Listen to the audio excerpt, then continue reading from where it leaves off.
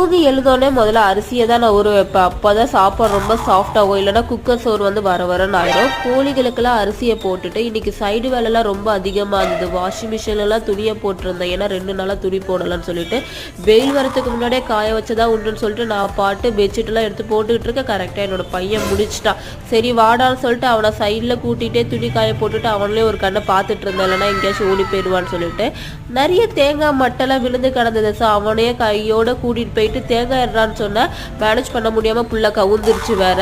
But அழுகவே இல்லை, பரவாயில்ல சொல்லிட்டு அவனே தூக்கிட்டு வந்து எடுத்துகிட்டு வந்து அழகாக வந்துட்டு எங்கே போடணுமோ எக்ஸாக்டாக அங்கேயே தூக்கி போட்டுட்டு அதுக்கப்புறம் அவனுக்கு ஸ்லிப்பர் கலட்டி வச்சு நான் வந்துட்டு அவனுக்கு பண்ணினா ரொம்ப பிடிக்கும்னு சொல்லிட்டு சும்மா பெப்பர் சால்ட் மட்டும் போட்டு எண்ணெயில் நல்லா வதக்கி கொடுத்துட்டேன். அதுக்கப்புறம் எனக்கு வந்து சாம்பார் வச்சுருந்தேன். எண்ணெய் ரொம்ப திக்காயிடுச்சு. சாம்பாரோ உருளைக்கிழங்கு பொரியலை வச்சு நானும் சாப்பிட ஆரம்பிச்சிட்டேன். மறக்காமல் இந்த வீடியோக்கு சப்ஸ்கிரைப் பண்ணுங்கள், லைக் பண்ணுங்கள், செகண்ட் வீடியோ டச் பண்ணி பாருங்கள்.